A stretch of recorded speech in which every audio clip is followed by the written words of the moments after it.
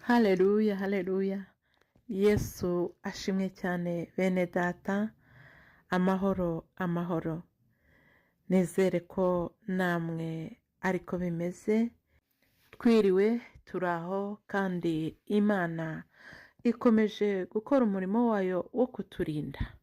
Nishimwe kandi ihabwe icyubahiro cyane.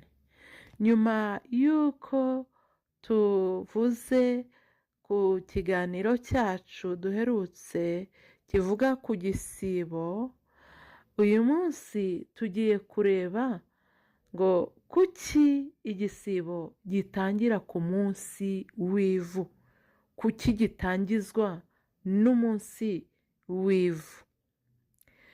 Iri jambo rirakomeye, turarisanga mu gitabo cy'Itangiriro muri Bibiliya.